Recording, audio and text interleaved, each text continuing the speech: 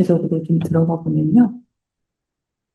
이 책이 다루는 시기는 말씀드린 대로 50년대 후반부터 60년대이고, 정확히 말씀드리면 유일사상 체계가 북한에서 수립되기 이전까지입니다. 이 북한 역사에 대해서, 그리고 북한 음악에 대해서 잘 모르시고 익숙하지 않으신 분들은 사실 모든 개념이 다 좀 낯설 수도 있는데, 당일 유일사상 체계가 수립된 게 67년이고요. 실상 우리가 알고 있는 어떤 뭐 수령 중심, 그리고 주체 사상, 뭐 이런 개념들은 다 이 이후에 등장하는 것들이고, 제가 오늘 다루는 시기는 그 이전입니다. 그러니까 그 이전이 이후와 어떻게 차이가 있고, 어떻게 달랐는가라는 것을 좀 관심 있게 보실 수 있을 거고요. 그리고 50년대 후반부터 60년대는 바로 철마 운동이 굉장히 강하게 전개가 되었던 시기이기도 한데요.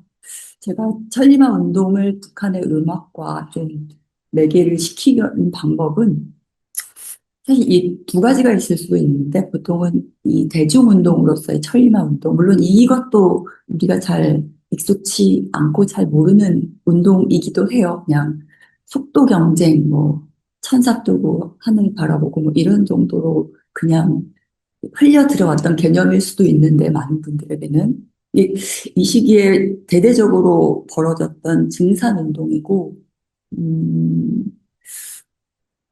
굉장히 생산성을 향상시키는 데 크게 도움을 됐고, 대중운동이고, 그렇습니다. 이 운동은 그래서 음악과를 어떻게 매개를 시키는가 하면, 그러니까 음악 작품에서 그럼 이 천리마 운동이 어떻게 형상화됐는가, 어떻게 표현되었는가, 이런 관점에서도 볼 수가 있고요.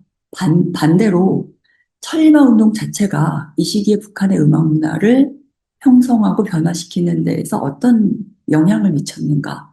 저는 두 가지가 다 포함이 됩니다만 후자에 특히 초점을 맞추고 있습니다. 그래서 그런 건 음악 문화라는 것이 고정된 것이 아니고 초역사적인 것도 아니고, 이것이 어떻게 변화하는 과정을 겪게 되는가라는 데 있어서 천리마 운동이 굉장히 큰 역할을 했다라고 저는 기본적으로 파악하고 있고요.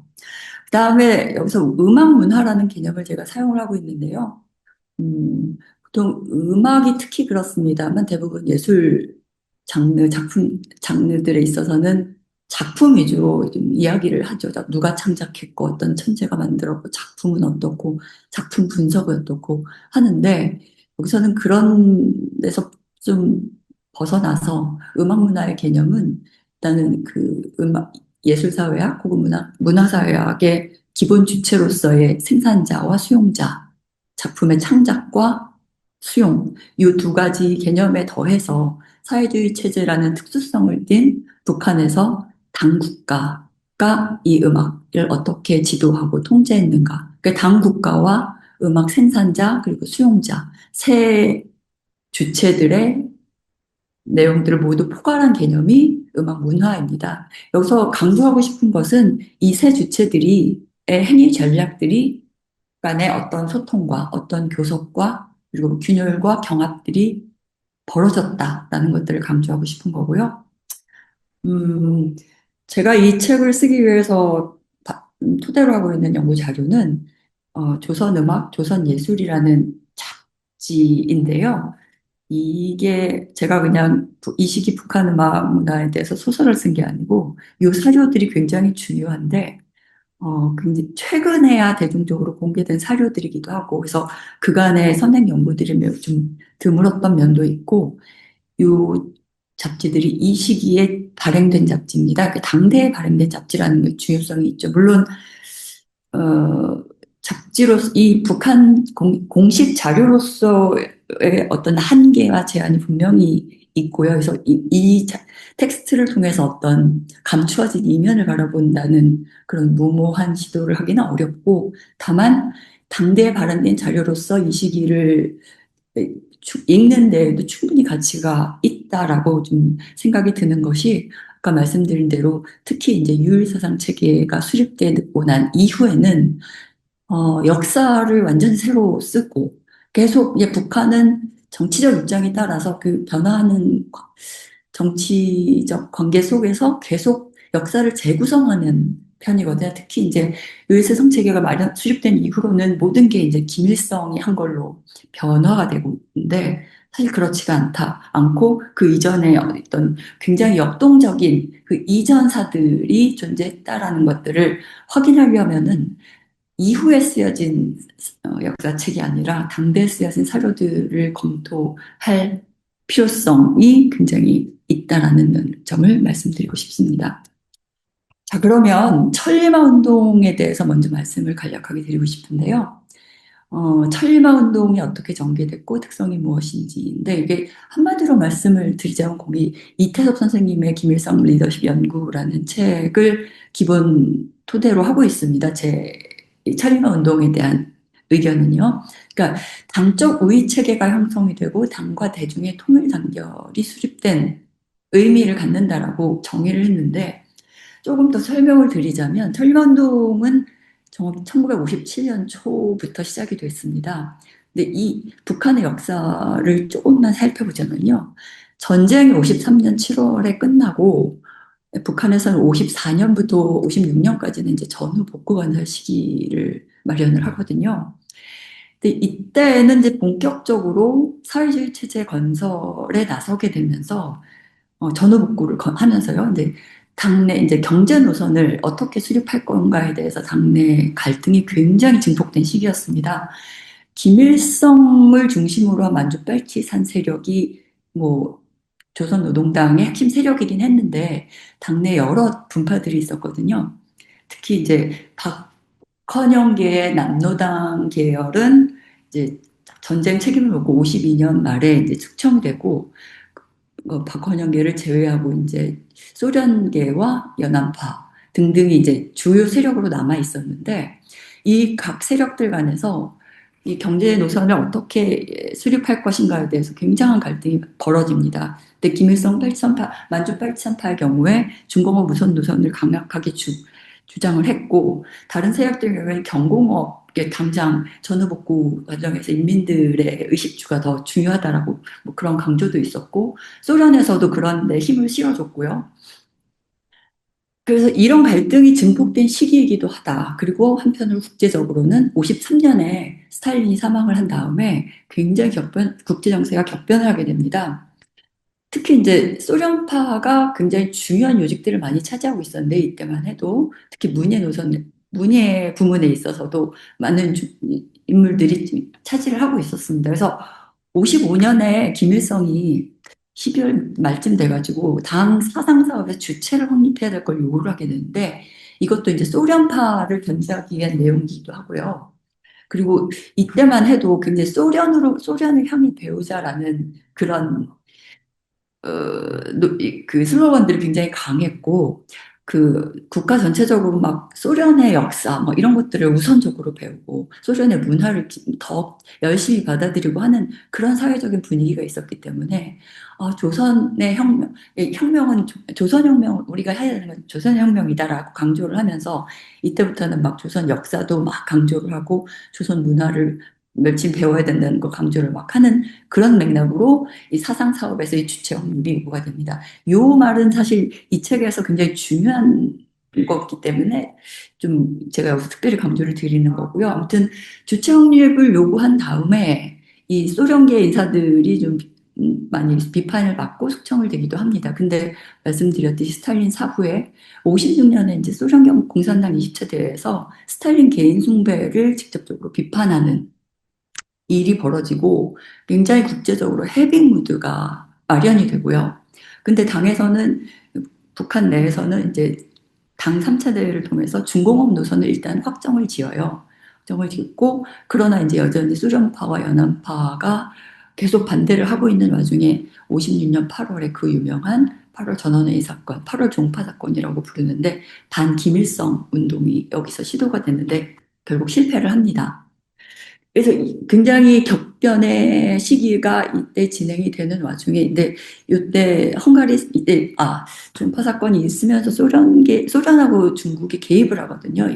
이 반대파들을 이제 비판하고 숙청을 하려고 하는데, 이제 소련, 중국이 개입을 해서 좀 처벌 수위를 좀 완화시키고, 뭐 이런 과정이 있었으나, 다시 막 헝가리 사태가 발생하고 해서 좀 다시 격변 속으로 말려드는 그런 와중에 북한은 이제 전후복구 건설 시기를 마치고 12월에 당 전원회의를 열고 57년도, 그러니까 5차 경제 5개년 계획의 첫 번째 해인 57년도 계획에 관한 결정을 채택을 하게 됩니다. 근데 중공업 우선 노선을 뭐 정해놓기도 했지만 정작 이걸 어떻게 실행을 하지 하는 문제에 있어서 굉장히 어려움을 부닥쳤는데, 그 이유인즉슨 그때 물론 이 전후복구 건설 시기는 대부분 이제 소련과 동유럽의 원조에 의해서 진행이 됐거든요. 근데 이 중공업 노선에 반대를 하는 소련에서 원조도 줄여들었고 해서 이제 뭔가 투자를 해야 되는데 투자할 자본이 매우 부족한 상태에서 중공업 생산을 늘려야 한다는 이런 당면 과제 속에서 당시 이제 정부 관료들은 여기에 대해서 굉장히 반대를 한 거예요. 아니요, 투자가 없는데 어떻게 증산을 하냐. 근데 당에서는 그냥 밀어붙여야 하는 상황이었고, 그래서 여기서 막 반대에 부딪히는 와중에 이때 김일성 그 당에서 시도한 게 뭐냐면 현장에 내려간 거죠. 각 지역에, 특히 이제 강선 제강소에 내려가서 각 지역, 김일성 등을 중심으로 하는 당 지도부가 각 지역의 그 공장과 기업소에 내려가가지고 현지 노동자들하고 토의를 한 겁니다.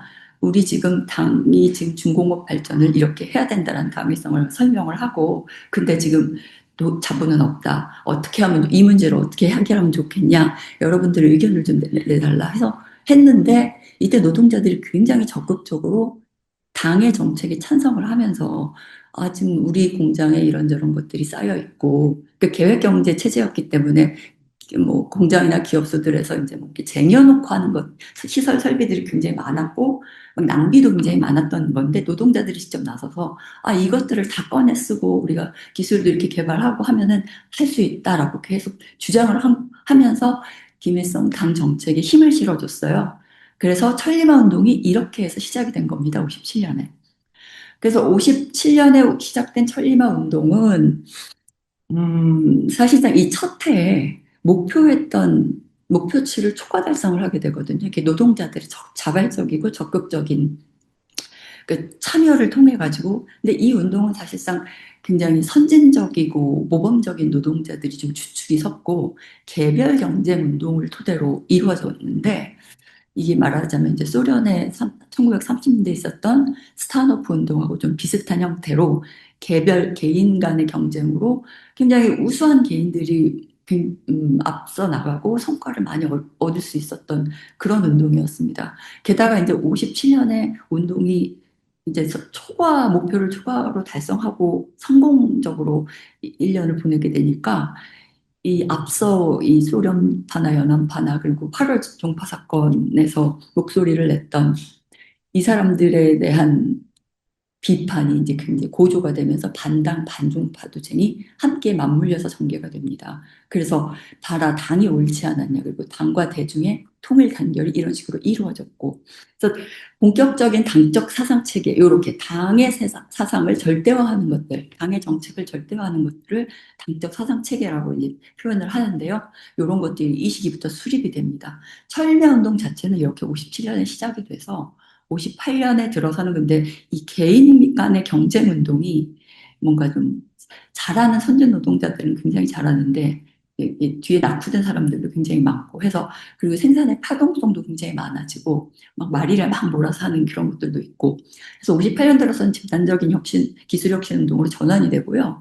특히 이제 58년 8월에는 이게 전후 시기부터 농업 부분에 있어서는 협동화 정책이 전개가 되거든요. 근데 그게 이제 마무리가 되고, 또 상공업들에 있어서도 이 개별 상공업자들을 이렇게 생산협동조합이나 소비협동조합으로 묶어서 이런 조직화들이 완료가 됐다고 하면서 사회주의적인 개조가 완료가 되었다라고 선언을 하게 됩니다. 그러면서 9월에는 당 중앙에서 각 노동자들에게 편지를 보내서 보수주의와 소극성을 극복하자라고 요구를 하고 11월에서는 김일성이 이제 공산주의 사상 개조가 필요하다고 역설을 합니다. 이게 농업이나 상공업이나 그 공업 자체는 이제 국유화가 해방 초기부터 진행이 됐고 해서 이제 우리가 사회주의 체제의 어떤 생산 수단, 그런 것들이 생산 방법들이 만들어졌는데 중요한 건 이게 사회주의가 저절로 오지 않는다. 의식을 바꿔야 된다. 개인들을 사회주의적으로 개조를 해야 된다라고 주장을 하는 겁니다. 그래서 이 천리마 운동이 59년 3월에 들어서는 천리마 작업반 운동으로 발전을 하게 되는데 그러니까 여기는 공산주의적인 사상을 교양을 하는 것이 중요하게 강조가 되는데요. 특히 이때부터 그 1930년대 김일성의 항일 빨치산 노선들이 재발견이 돼서 이걸 모범으로 삼아서 이때 항일 빨치산들이 굉장히 집단에 헌신을 하고 공동체를 위해서 다들 이제 서로 상부상조하고 이런 모습들을 강조하는 그러니까 빨치산 노선들이 이때 재발견이 돼서 이 항일 빨치산 운동 자체는 음악 작품의 주제로도 모든 문예 작품의 주제로도 이게 계속 활용이 되기도 합니다. 천리마운동은 그래서 5개년 기억이었는데 2년 반 만에 완수가 됐어요. 목표치를 초과 달성하면서. 그래서 60년에는 완충기를 갖게 되고요. 61년 들어서는 다시 7개년 개혁에 돌입을 하게 됩니다. 자, 그래서 이런 배경을 안고 이제 새 주체, 아까 처음에 말씀드린 당, 국가, 음악, 생산 및 보급 체제를 어떻게 관리했고 통제했는가. 그리고 2부에 가서는 음악 창작에 관한 얘기, 3부에 가서는 음악 수용에 관한 이야기를 각각 나눠볼 건데요. 1부에서 이제 당 국가에 대해서 이제 좀 보게 될 텐데, 일단은 음악을 창작하는 사람들을 조직하고 또 음악 연주하는 사람들을 조직하고 여기 처음에 이제 문학예술 총동맹, 북조선 문학예술 총동맹으로 시작해서 해방 초부터 이 조직화 과정이 계속 진행이 됩니다. 그래서 곡을 쓴 사람들은 결국 53년에 조직된 작곡가 동맹으로 모이게 되고요. 그 다음에 연주하는 사람들은 각 극장에 소속이 돼서 이렇게 당 국가적인 사업으로서 창작자들 그리고 연주자들을 이렇게 조직을 하는 그런 그 체계화하는 그런 작업들이 쭉 이어지게 되는데 음, 이렇게 그러니까 국가적으로 이들을 조직을 함과 동시에 이들에 대해서 물질적인 보상 체계도 해방 초기부터 마련이 됐습니다. 그게 상당히 상대적으로 높은 대우와 보상을 해 주었다는 얘기고요. 그다음에 북한에서 이 음악인들이 음악을 창작하고 보급하는 데 있어서 어떤 창작 원리 같은 것들이 다 문예 노선으로서 수립이 되어 있는데 이게 바로 사회주의 리얼리즘이라는 개념입니다. 소련에서 도입된 개념인데 이 사회주의 리얼리즘의 구체적인 내용은 뒤에 가서 좀 자세하게 말씀을 드릴 텐데 해방 초부터 사실상 사회주의 리얼리즘은 북한의 문예 창작의 기본적인 유일한 원칙으로 마련이 되었고요. 여기서 핵심 개념으로 뭐 당성, 계급성, 인민성 같은 것들이 있고 또 이제 뒤에서 강조하겠지만 현대성, 민족적 특성 이런 요소들도 굉장히 중요합니다. 이 얘기는 다시 하겠습니다. 북한 음악계가 이 천리마운동 시기에 어떤 변화를 보였는지에 대해서 좀 살펴보는 건데요. 제가 아까 전후국 원전 시기에 그러니까 54년부터 6년까지 굉장히 대내외적으로 격변의 시기였다는 말씀을 드렸잖아요. 당내에서 굉장히 그 경제 노선을 돌아가고 갈등이 심했고 대외적으로 특히 이제 소련 20차 당대회 때 이제 스탈린의 개인 숭배를 비판하면서 국제적인 해빙 무드가 이때 좀 진행이 되고 있었던 와중이었는데 그래서 56년 10월에 작가 동맹의 경우에는 제2차 작가 대회를 열면서 그때만 해도 그 해빙 분위기의 여파로 굉장한 막 문학 작품의 다양성 그리고 갈등도 이제 갈등이 사회주의 체제 내에서도 갈등이 있다. 작품에서 이제 갈등을 어떻게 표현하는가. 그리고 뭐 도식주의, 유형성, 비판 이런 것들이 굉장히 왕성하게 그래서 뭐 백가쟁명 이런 표현까지 등장을 하면서 다양한 토론들이 전개가 됐고 작곡가 동맹은 그래서 57년에 2차 작곡가 대회가 열리기로 예정이 돼 있었습니다. 근데 57년에 바로 천리운동이 전개가 되고 그리고 반당 반중파 투쟁이 결합이 되면서 이 사회적 분위기가 굉장히 급변을 하게 돼요. 많이 그 연안파, 소련파와 결탁되어 있던 많은 문예 예술인들 그리고 고위 간부들이 이때 막 비판을 받고 숙청을 당하고 좀 사회 분위기가 좀 험악해졌고 그러면서 작곡가 동맹이라는 조직 자체에 대해서도 어떤 당의 지도와 통제가 좀 강화가 됐습니다. 근데 사실 좀 고려를 해야 되는 게 음악인데 음악 분야는 상대적으로 좀 느슨한 그 당의 지도와 통제가 조금 느슨했던 면이 있었거든요, 이전까지. 그럼에도 불구하고 천리마 운동의 전개가 반당 반중파 투쟁과 결합을 하면서 이 작곡가 동맹 대열의 사상, 조직 사상적 통일 단결을 강화할 것을 요구하는 목소리가 굉장히 커지게 되고 그래서 작품의 그러니까 당 정책을 절대화하는 게 당적 사상 체계라고 했을 때 두 가지 측면을 볼 수가 있는데 이런 당의 정책을 절대화해서 이것을 작품에 구현을 해야 된다라는 그런 의미가 하나 있습니다. 예를 들니까 특히 군중가요 같은 경우에는 당 정책을 가사를 통해서 직접적으로 반영을 해야 된다는 요구가 나타났고요. 그리고 뿐만 아니라 이때 가극이나 창극 같은 극음악의 장르들의 경우에는 당면한 현실, 그러니까 현대적 주제, 그러니까 동시대의 테마를 다룰 것을 요구하는데 이게 바로 사회주의 리얼리즘에 있어서 현대성의 개념에 해당하는 내용입니다. 그 다음에 당 정책의 절대화의 또 하나의 측면은 당의 문예 노선, 당의 문예 정책을 절대화하고 그것을 충실히 이행한다는 요구가 굉장히 강해집니다. 그래서 당의 문예 노선과 정책을 보면은 말씀드린 대로 사회주의 리얼리즘 원칙을 공식 표방을 했는데 북한의 요식이 당의 문예 노선을 좀 더 구체적으로 보면 민족문화 유산을 계승 발전시키자 그리고 소련 등의 선진 사회주의 국가들의 문예를 적극적으로 섭취하자 그다음에 군중문화 사업을 강화하자 이게 해방 초부터 쭉 이어지는 원칙이었습니다. 여기 아까 말씀드린 대로 55년 12월에 김일성이 사상 사업에서의 주체 확립을 요구를 하게 됐고요. 그 다음에 김일성의 교시가 이 시기에부터 굉장히 중요한 무게를 갖게 되는데, 물론 김일성의 교시는 지금 보면은 뭐 마치 직후부터 계속 중요했던 걸로 나타나지만, 그렇지 않고 굉장히 김일성의 발언들이 굉장히 다양한 국면에서 행해졌고, 그것들을 받아들이는 그 어떤 비중도 좀 그때그때 차이가 있었다는 측면을 좀 말씀을 드리고 싶고, 그럼에도 불구하고 1960년대 아까 천리마운동 일단 끝나고 원춘기에 있어서 가장 절정의 시기였던 거거든요. 그때 김일성이 어떤 교시를 했냐면 문학예술 작품에 관해서 천리마 현실을 적극 반영해야 한다는 요구를 굉장히 강하게 합니다. 그래서 현지 파견 작가들, 그러니까 예술가들의 현지 파견의 필요성을 강조하고 또 집체 창작을 강화해야 된다라고 주장을 하고요. 그다음에 또 작가 예술가들도 공산주의적인 품성을 가져야 된다는 내용을 강조를 합니다.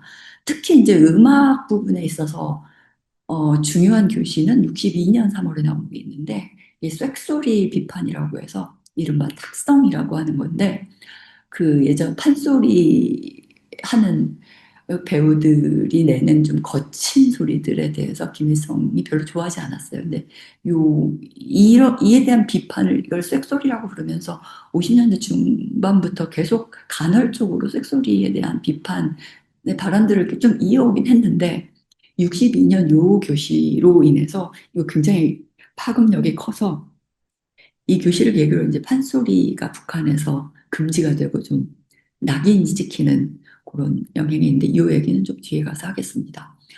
그리고 문예 조직은 작곡가 동맹, 작가 동맹, 미술가 동맹이라는 조직 체계가 53년에 마련이 됐는데요. 이 61년 들어서는 다시 그러니까 우산 조직을 조선문학예술 총동맹을 다시 재결성을 하면서 작곡가 동맹을 음악가 동맹으로 확대 개편을 합니다. 작곡가 동맹 기존에는 연주가들이 포함이 안 돼 있다가 이때부터는 모든 연주가들까지 다 포함시키는 그런 조직이고 이때 조직 개편은 굉장히 당적 통일 단결을 굉장히 강화하는 이전과는 또 차원이 다른 그렇게 변화하게 됩니다. 그리고 이제 연주하고 상연 단체로서의 극장들에 대한, 이렇게 작곡가 동맹에 대한 얘기를 앞서 했고, 여기서 이제 연주 단체들에 대한 얘기를 할 건데, 북한에서 연주단체들은 중앙극장들과 지방극장들로 나뉘어져 있었어요. 중앙에는 교향악단, 국립예술극장, 예술극장은 이제 오페라, 가극을 주로 담당하는 곳이고, 민족예술극장은 이제 뭐 창극, 그리고 뭐 민요 등등. 대중예술극장은 잠깐 있었다가 좀 짧게 없어졌고요. 국립극장은 연극단체고요. 그리고 아동극장 등등이 있었습니다. 그 지방에는 각 도립예술극장이 있었는데, 지방극장에 하는 일은 보통은 이제 각 지역을 순회 공연을 하면서 막그 당 정책을 막 선전하기도 하고 노래도 막 보급을 하고 그러니까 좀 현장 공연들을 중심으로 하는 단체들이었습니다. 중앙극장들은 중앙에 이제 평양에 있는 그 극장들에서 이제 좀 공연을 하고 장르들도 이제 심포니나 오페라나 등등을 좀 중요시하는 그런 경향들이 있었습니다. 근데 천리마 운동이 진행이 되면서 이 최대한의 증산과 절약이라는 모토가 이렇게 전개가 됐는데 이게 극장들에도 거의 비슷하게 적용이 되는데 그래서 증산의 문제는 레퍼토리의 양을 증대시키고 또 이 수준을 질적인 수준을 좀 높여야 된다라는 문제들이 거의 비슷하게 같이 적용이 돼서 진행이 됐는데 그래서 작품 창조 시간을 좀 줄이고 윤환 공연제 같은 것들을 도입해서 계속 이제 극장을 돌려야 한다는 얘기죠. 작품으로 한 작품만 한다고 그것만 하고 나머지 놀고 그러지 말고. 근데 그 이전에는 그러했다라는 이야기가 되는 얘기기도 하고요. 그다음에 작품의 질적 수준을 향상시키는 데에도 굉장히 많은 노력을 했는데 여기서 특히 이제 민족적 특성이 굉장히 중요해집니다. 김일성이 사상 사업에서 주체를 확립해야 된다라는 이야기를 함과 동시에 민족적 특성이 굉장히 중요한 가치로 부각이 된다는 거고요. 그 다음에 아까 59년에 이제 천리마 작업반 운동으로 바뀌었다고 했는데 그에 맞춰서 예술단체들도 천리마 창작단 운동을 함께 전개를 해서 그 작품 공연단체들에 있어서도 공산주의적인 창조 기풍을 강조를 하게 됩니다. 자, 여기까지가 이제 당 국가의 어떤 음악 생산 및 보급 조직에 대한 어떤 체계와 통제에 관한 이야기였고요. 두 번째로 이제 작품 창작이 어떻게 되었는가, 그리고 사회주의 리얼리즘에 관해서 이야기를 좀 해보겠습니다. 북한의 음악계에 대해서 먼저 말씀을 드려야 되는데요. 우리도 그렇지만 해방 이후에 북한에는 서양 음악을 하는 사람들과 우리는 국악이라고 하는데 전통음악, 민족음악으로 좀 음악계가 양분이 되어 있었습니다. 예, 민족음악을 하는 분들은 이제 주로 이제 일제 시기 때부터 판소리, 기악 연주도 하고, 판소리가 이미 창극으로 이렇게 발전을 하게 한 게 일제 시대인데, 그 음악들을 계속 담당하는 좀 기성 음악인들이라고 볼 수 있고, 이미 뭔가 좀 자신들의 커리어를 쌓은 사람들이 안기옥을 중심으로 해서 그리고 전쟁 때 많이 월북을 했고요. 이런 분들이 주축이 되었다면 현대음악은 거의 젊은 새로운 음악인들이 중심이었어요. 그러니까 북한 음악이 우리에게 잘 알려지지 않은 이유 중에 하나라고 저는 보는데 그러니까 문학계 같은 경우에는 카프 문인들이 일제시대 때부터 활동한 그런 역사적 경험들이 있기 때문에 그 자료들이 계속 연구가 이렇게 이어질 수 있는데 일제시대 때 서양음악 연주자들 중에서 그 일제시대 때 서양음악을 한다는 것 자체가 굉장히 부르주아적인 성격이 강했던 측면이 있고 북한에 와서 해방 후에 북한에서 활동한 그 잘 알려진 음악인들은 사실 별로 없었습니다. 대표적인 인물로는 김순남하고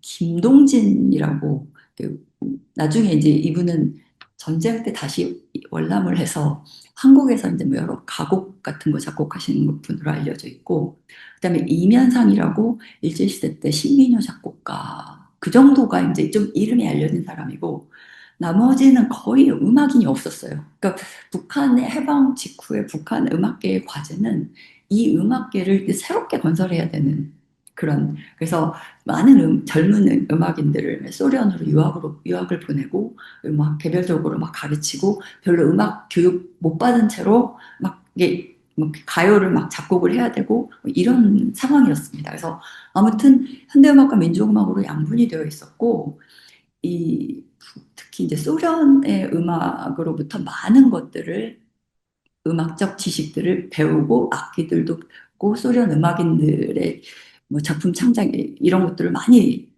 배우는 그런 시기를 경유를 했습니다. 그래서 사회주의 리얼리즘 창작 원칙도 소련으로부터 들여온 것이고요.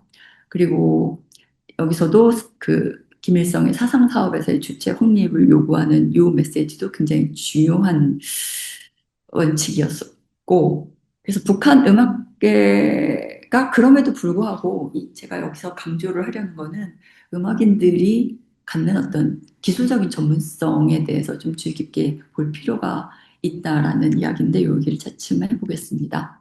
일단 사회주의 리얼리즘에 대해서 조금 더 말씀을 드릴 건데요. 이 개념은 뭐냐 하면 어떤 사상적으로 말하자면 어떤 특정한 인식 체계라고 볼 수 있습니다. 문학 예술이 뭘 해야 되지? 사회적으로 역할이 뭐지? 라는 질문에 대해서 이 소련으로부터 도입된 이 개념은 인민 대중들을 사회주의적인 인간으로 개조하는데 역할을 해야 해, 기여해야 해 라는 그것들을 규정한 개념이고요.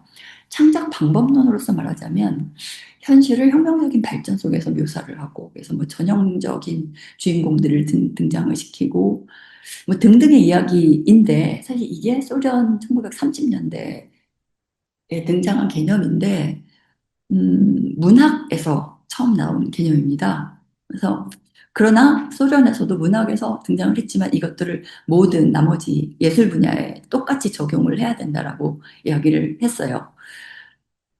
그런데 음악에서의 사회주의 리얼리즘은 그럼 뭐냐? 근데 이게 사회주의 리얼리즘 개념이 처음 문학에서 도입됐을 때는 당에서 많이 개입을 해서 이렇게 등장한 개념인데 음악에서의 사회주의 리얼리즘은 소련 공산당에서도 좀 수수방관한 측면이 있어요. 음악계 니네가 알아서 이 내용을 채워봐라라고 좀 방치를 해둔 면이 있었고, 그래서 소련의 음악학자들이 이 내용들을 좀 채우는데 처음 굉장히 모호한 개념이었거든요. 근데 궁극적으로는 이제 음악이 내용을 표현할 수 있는 그런 논리의 법칙을 개발하도록 하는 거였는데, 이게 말하자면, 어, 서구에서 이제 20세기 들어서 유행하게 된 형식주의 음악들, 모더니즘 음악인데요. 이런 것들을 이제 이거는 음악에 아무런 메시지가 없지 않냐. 반형식주의라는 음악으로 좀 비판하고 낙인 찍히면서 음악에서의 사회주의 리얼리즘은 형식주의에 반대되는 그런 음악을 하는 것이다라고 이야기를 하고 음악으로서 뭔가 내용을 표현을 해야 된다라고 이야기를 하는 겁니다. 거기에서 필요한 개념이 음조, 이게 소련어로 인토나치아라고 하는데 인토네이션인데요. 어조죠. 억양이나 어조라는 뜻인데 높이의 그런 관계들이 어떤 의미를 가질 수 있는 최소 단위라고 규정을 한 거고, 그 다음에 심포니즘 개념은 이제 음악 재료들이 어떤 작은 모티브나 테마 같은 것들이 유기적으로 발전하고 가공되는 그런 논리와 방법을 말하는 거고, 그리고 극음악 작품에 있어서는 음악적인 드라마투르기라는 개념들이 중요하게 등장을 하는데, 이런 것들을 통해서 음악으로 어떤 사상적인 내용을 표현할 수 있다라는 그런 고유한 방식을 개념화한 겁니다. 그래서 이 개념들이 북한에 수입이 된 건데요.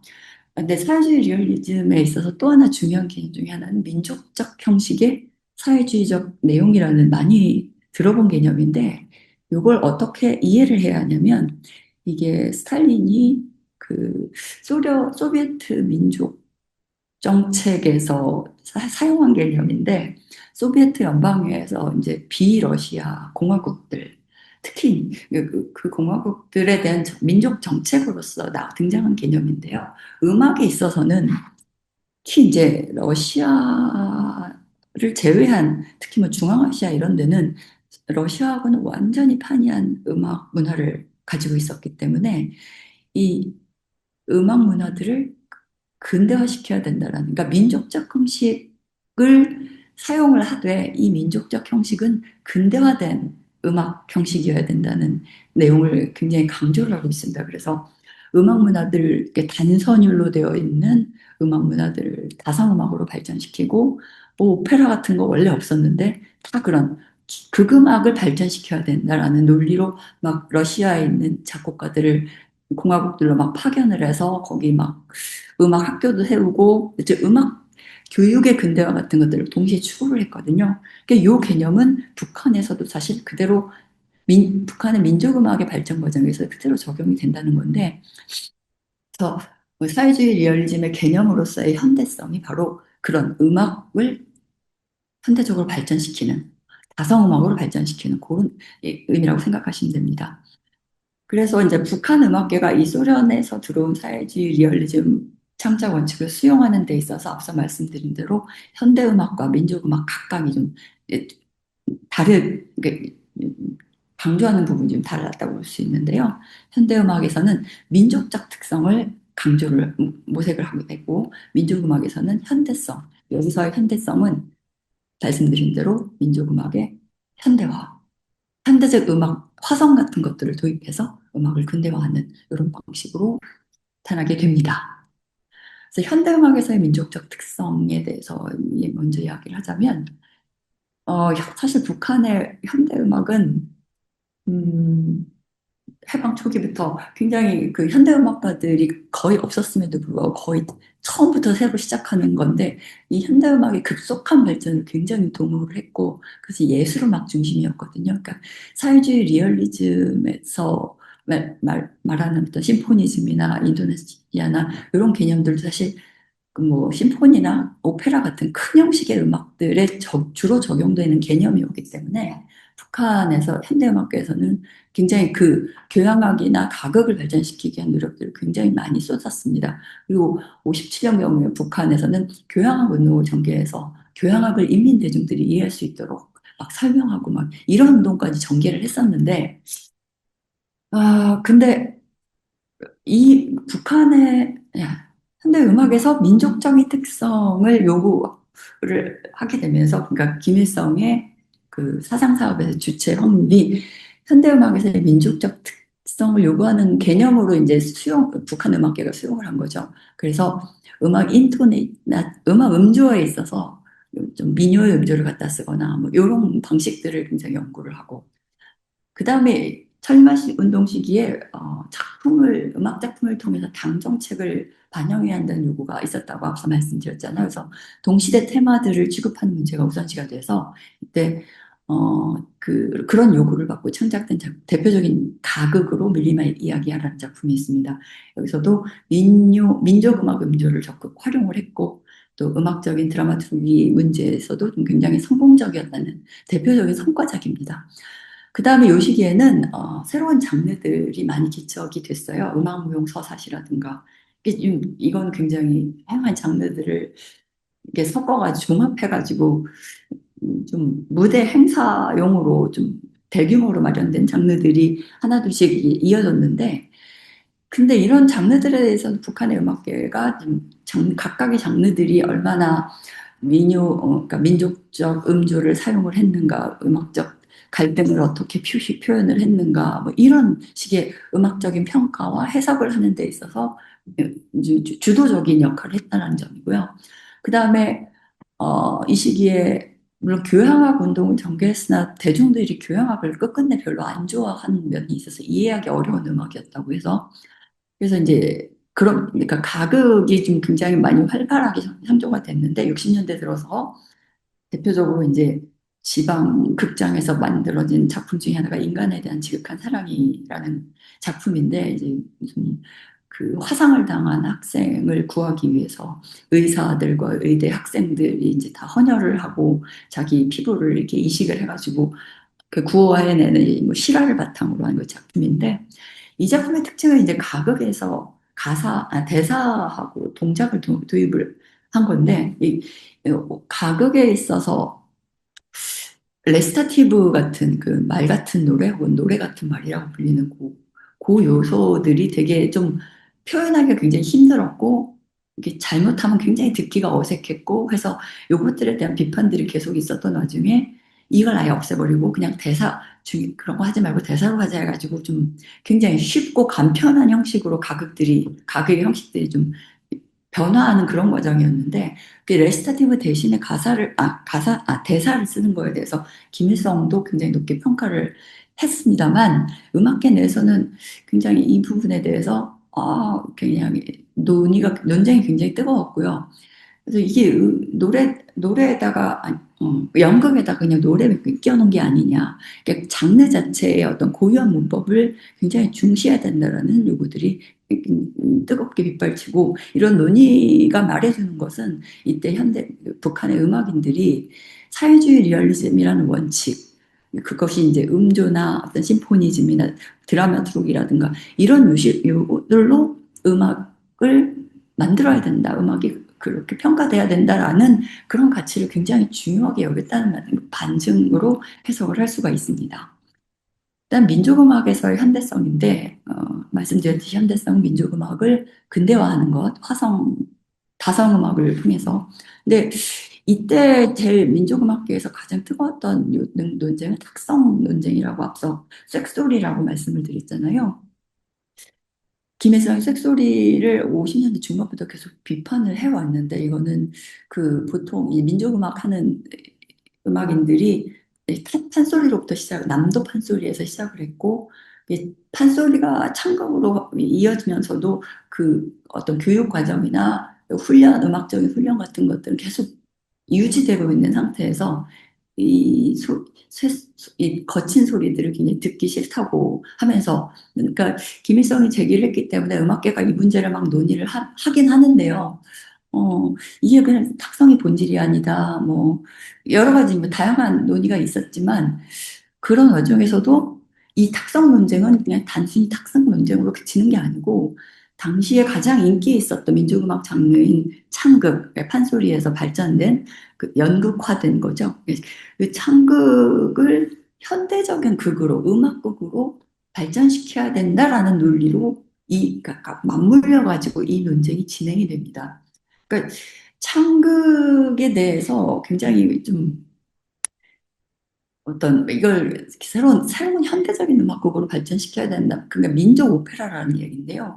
이렇게 새롭게 정의를 해가는 논리들이 점점 쌓이게 되는데 일단은 여러 가지 논쟁들이 있었습니다. 판소리와 창극에 관해서 문학계가 이제 막 그냥 창극을 판소리랑 구별도 안 하고 창극은 바꿔서는 안 돼. 이렇게 막 주장을 하는 과정이 있었는데 음악계가 여기에 대해서 반론을 계속 끊임없이 제기를 하는데 음악계는 기본적으로 그 사회주의 리얼리즘 원칙상 민족음악을 근대화시켜야 되는 다성음악을 도입하고 합창도 도입하고 그 음악을 통해서 이제 갈등을 표현해야 되고 이런 것들을 창극에도 똑같이 도입을 해야 된다는 입장을 계속 견지를 하고 있었던 거거든요. 그래가지고 이제 창극이 점차로 발전하는 과정에서 탁성 논쟁이 계속 맞물리는데 그러면서 애초에 창극이라는 게 그 오가 전집을 기초한 그 창극들이 중심이 됐다가 창극이 좀 더 자체적으로 발전을 하게 됩니다. 민요 쪽의 창극들이 등장을 해요. 대뱅이라든가 장화홍련장 같은 그래서 이런 것들이 등장하면서 창국 스타일이 판소리 쪽 창국이 그동안 있었는데 민요 쪽 창국이 생겼나 이거는 여기서 민요는 이제 서도민요 중심 그 북한 지역의 특성이 그렇기 때문에 서도민요 중심의 창극도 만들어집니다. 근데 또 이런 것들이 만들어지니까 기존의 그 민족 예술극장의 판소리 하시는 대가들은 보수주의자들이라고 이렇게 표현이 되는데 아니 민요라 하면 너무 이게 단순한 거 아니냐라고 막 이렇게 민요 쪽 창극은 필요가 없어 또 막 반론을 제기하기도 하니까 여기서 또 반박을 하는데 여기서부터 이제 어떤 논쟁이 갈라지는 지점은 판소리가 전문가의 음악이고 민요는 인민음악이라는 그래서 전문가의 음악이기 때문에 이게 굉장히 어렵고 대중들이 따라가기 어려운 요소다. 모든 음악의 기초는 인민음악이다. 뭐 이런 식의 논쟁들이 막 오가게 됩니다. 그 다음에 기존의 오가 전집에 대한 그 창극들에 대해서 유산 절취 논쟁이라고 등장을 하게 되는데요. 그러니까 기존의 창극들은 판소리를 토대로 했고 판소리는 어떤 창작자가 원래 있는 게 아닌데 여기에 대해서 이거 판소리 가져다 쓴 건데 여기다가 작곡가 이름을 달면 어떻게 하냐. 뭐 이런 이야기들도 들고 영화 음악 같은 그 기존의 민족 음악 하던 그 기성 음악인들이 해왔던 어떤 창작 관행들에 대한 비판들이 전면화되는 거죠. 그러니까 영화 음악으로 어떤 민족 음악가가 산조 음악을 갖다 썼는데 알고 보니까 이거 옛날에 듣던 산조 음악이랑 거의 다 똑같은 거니까 다 짜집기하고 근데 이런 얘기들은 원래 기존의 그러니까 전통 음악을 창조하는 기존의 전통적인 창작 개념과 근대 서구의 창작 개념이 충돌하는 부분인데 이제 북한의 음악가들은 이제 더 이상 창극도 개별 창작가들이 창작을 해야 된다라는 그런 논리를 계속 발전을 시키게 됩니다. 또 한편으로 이제 창극에서도 앞서 가극도 마찬가지인데 현대적인 동시대 테마를 다뤄야 된다는 위로부터의 요구가 있었고 여기에 대해 부응하는 두 개의 작품이 만들어지는데요. 하나가 황해의 노래이고 강 건너 마을에 새노래 들려온다라는 작품입니다. 앞에 거는 판소리조 창극이고 뒤에 거는 민요조 창극인데 여기에 대해서 그러니까 현대적 주제를 다룬 창극 작품을 해냈다라는 어떤 굉장히 축하의 분위기 속에서도 그러니까 김일성이 여기에 대해서 평가를 하게 되는데 황해의 노래, 이 판소리 쪽 창극에 대해서는 이게 판소리 쪽이었기 때문에 이제 또 다시 박성을 제거해야 된다는 비판을 다시 하게 되고 강 건너 마을에서 새노래 들려온다라는 건 민요초 선곡에서 이거는 굉장히 마음에 든다 이런 식으로 평가를 하게 되거든요. 그리고 이어서 이건 1960년의 일이고 2년 뒤에 3월 달에는 좀 더 전면적인 비판을 하게 됩니다. 그래서 판소의 특성을 없애라. 그리고 민요 위주로 발전시켜야 한다. 뭐 이런 식의 요구를 하면서 사실 그때까지만 해도 판소리 자체는 굉장히 존중받고 굉장히 뛰어난 어떤 유산으로서 인정을 받았거든요. 음악계 내에서 그렇고 사회적으로도. 그래서 판소리는 굉장히 황홀한 음악이고 엄청난 기교가 필요한 굉장히 예술적인 장르다라는 사회적인 합의가 있었다가 이때부터는 아예 판소리 자체에 대한 비판으로 이어져서 판소리는 옛날에 처음에는 등장할 때는 그렇지 않았지만 점점 양반들의 놀이개가 되었고 뭐 애완용이 되었고 뭐 이런 식으로 그 판소리의 역사에 대해서 또 재평가가 또 이루어지면서 판소리는 더 이상 공식적으로 연주가 되지 않았고 이제 뭐 창극 같은 데에서도 좀 부정적인 인물을 아주 고리타분한 그 뭐 변학도 이런 사람들을 묘사할 때 판소리초의 음조를 사용하는 이런 식으로 변화가 되고요. 결과적으로 여기서는 창극 자체가 이를 통해서 끝나게 됩니다. 더 이상 이제 창극이 사라지게 돼요, 북한에서. 그러니까 민요 이제 앞으로 창극은 민요 쪽으로만 만들 수 있게 됐고, 그러면서 명칭 자체도 뭐 민요극 이런 식으로 변화가 되는데, 아무튼 이 창극이 이 시기에 겪었던 어떤 드라마틱한 변화 과정들이 어떤 창극을 현대적인 음악곡으로 만들어야 된다는 논리와 맞물리고 또 김일성이 요구한 탁성 제거와도 또 다르게 맞물리면서 좀 복잡하게 좀 전개가 된 측면이 있는데 사실 그럼에도 불구하고 이 시기에 북한에서 민족음악의 현대적 발전 자체는 계속 이어서 오히려 더 강조됐다. 특히 민족 관현악이 대대적으로 발전을 하게 됩니다. 그리고 이제 음악계에서도 이렇게 기존에 전통적인 훈련을 받았던 이들이 이제 좀 물러나고, 대학에서 민족음악과를 통해서 음악 교육을 새롭게 받은 학생들이 전면에 등장하는 게 세대 교체가 이루어지는 시기이기도 하고요. 그래서 이런 민족음악에서의 이 과정들을 지금까지 설명을 드렸고요. 그다음에 이제 세 번째로 북한 대중들의 음악을 어떻게 수용했는가라는 문제들을 시간이 얼마 남지 않았으니까 간략하게 하겠습니다. 그러니까 수용이라는 개념은 수용 이론이라는 개념은 사실 어떤 텍스트에 대한 의미를 창조해내는 것이 수용자이다라는 굉장히 수용자 역할의 적극성을 굉장히 강조하는 부분인데 사실 이 수용자 자체도 고정돼 있고 타역사적인 존재가 아니라 역사적으로 존재하는 대상이고 특히 사회주의 체제 내에서의 북한 수용자는 어떠한가라는 면을 좀 염두에 둘 필요가 있습니다. 특히 이제 위로부터의 요구는 이 텍스트를 받아들이는 이 인민 대중들은 사회주의적으로 교양을 시켜야 될 대상이자 다른 한편으로 어떤 인민성의 개념이라는 게 이들의 취향을 존중하고 이들이 접근 가능하고 이들이 이해할 수 있는 그런 문화예술들을 만들어내야 되는 그런 존재이기도 하거든요. 이런 점들을 감안을 하고 북한 대중들의 음악 수용에 있어서, 음악 생활에 있어서 제가 이 장에서 특히 강조하는 거는, 어, 앞서 그 창작에 있어서는 주로, 특히 서양 음악에 있어서는 가극이나 교향악 이런 것들이 중심이 됐다고 창작자들의 관심사였다고 했을 때, 실제로 북한 대중들이 가장 관심이 있었던 영역은 노래였습니다. 국중가요. 그리고 가요를 그냥 감상하는 게 아니고 직접 가적인 가창을 수반한 굉장히 그런 실천들이 수반이 됐다라는 점들을 염두에 두시고 보면, 일단 군중가요에 대해서 간략하게 설명해 드리면, 해방 후부터 중요하긴 했죠. 근데 찰마 운동 시기에 들면서 당 정책을 반영하는 수단으로서 매우 매우 중요해집니다. 군중가요는 뭐 행진곡, 서정가요, 민요풍가요 등 굉장히 스타일도 다양하게 있었고요. 그런 당 정책을 침투시키는, 기동성이 침투시키는 역할뿐만 아니라 생활에 친근한 동반자 역할도 했다는 점을 강조를 하고 싶고, 이 시기에 노래가 보급이 되는 거는 방법으로는 일단 음악 단체들, 특히 지방 단체들은 여기저기 순회 공연들을 많이 있다고 말씀드렸잖아요. 그런 단체들과 음악 서클들의 공연을 통해서 대면으로 직접적인 감상을 할 수 있고, 또는 악보 보급을 통해서도 이루어졌고, 그리고 가장 중요하게 라디오가 중요한 보급 매체였습니다. 인민들이 일상적으로 음악과 만나는 핵심적인 수단이었고, 특히 요청 음악 시간이라는 우리식으로 말하면 신청곡을 보내서 이렇게 틀어주는 프로가 있었는데, 이게 한 굉장히 오랫동안 유지가 된 프로고 굉장히 인기가 컸습니다. 어,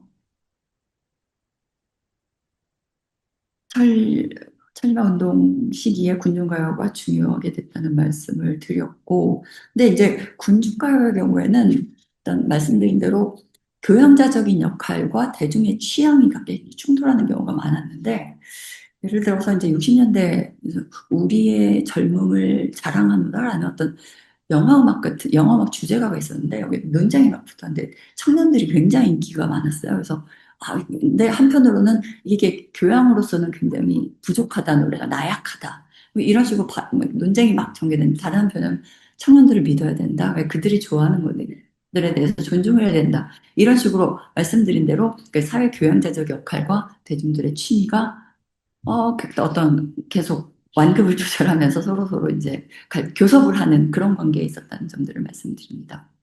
그다음에 서클 활동을 통해서 이 시기에는 대중들이 음악 활동에 참여를 굉장히 적극적으로 했는데요.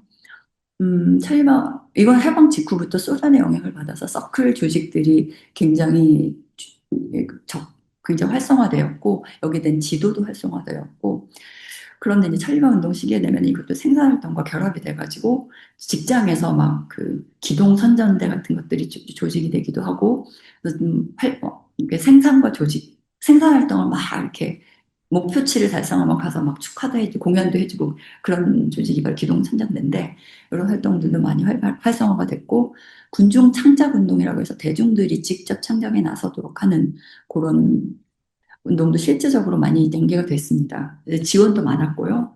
서클 음악도 민족음악 유산에 관심이 많을 보이게 됐습니다. 그다음에 이 탈북운동 시기에 그 음악 노래들에 대해서 얘기를 할 수 있는 부분이 뭐냐면, 음, 마치 국가에서 당에서 이렇게 직접적으로 노래가 이렇게 만들어지고 불러하고 하는 이렇게 일방향적으로 내려왔을 것 같지만 전혀 그렇지 않았다는 점이 그 가장 두드러진 특징인데, 노래들 대중들이 노래들을 굉장히 선별적으로 수용을 하고 취사 선택을 하고 싫은 건 외면을 하고 싫어져서 버려지는 노래들도 굉장히 많았고, 이게 이런 굉장히 역동적인 과정들이 앞서 제가 참조한 이 조선음악 조선예술이라는 잡지에 굉장히 풍부하게 표현이 돼 있어요. 또 그냥 뭐 8.15에 관한 그 노래, 가장 대표적인 명절이 8.15, 뭐, 그리고 노동절 이렇게 있는데, 그리고 그날 행사 때 이제 부르도록 노래가 이게 만들어져가지고 보급이 되는데, 어떤 8.15 그날만 마음에 안 들면 그날만 부르고 8월 16일이 되면 이 노래가 사라져버린다. 이런 식의 이야기들을 거침없이 대중들이 합니다.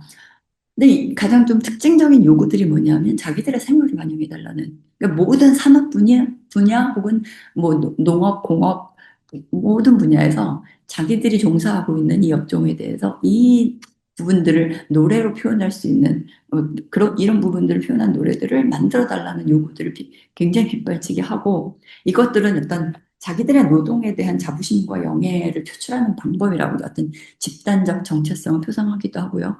그래서 그런 수단으로서 노래를 적극 활용했다라는 면으로 이해할 수 있을 것인데, 그 노동 자체도 굉장히 다양한데 행진곡만 만들지 말아라. 그리고 무슨 뭐 기계 부품 따가지고 노래를 짓지 말아라. 이런 얘기를 하고, 우리 감정이 쉴 때와 일할 때가 엄청 다양하다. 감정이 다양하고, 노래도 이렇게 다양하게 만들어 달라라는 요구들을 하게 됩니다. 그리고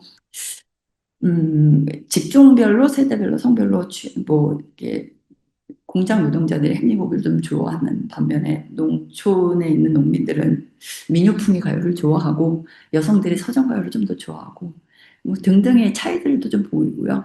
그 부르기 쉬운 노래들에 대한 요구들도 강하게 나타나고 있는데 이 노래를 부르면서 대중들이 제가 노래 부르기 실천의 함이라고 여기서 가져온 거는 티아 데노라라는 음악사역자의 개념인데 물론 이게 굉장히 고도로 발전된 자본주의 사회에서 어떤 음악을 가지고 자기 규율의 수단으로 활용하는 그 개념들이 이 사회주의 체제 북한의 노동자들이 에게도 적용될 수 있다라고 내가 주장을 하면서 이렇게 좀 적용을 해본 건데 그러니까 음악 자체가 가지는 힘이 있는 거죠. 이게 좀 굉장히 활발한 음악을 들으면서 자기 에너지를 끌어올리거나 아니면은 쉴 때는 뭔가 좀 이렇게 가라앉도록 하는 그런 음악적 요소들을 끌어서 자기의 감정을 관리하는 그런면서 궁극적으로는 그게 노동할 때, 쉴 때 자기가 필요한 음악들을 이렇게 가지고 올 수 있는 그런 능력들에 대한 이야기를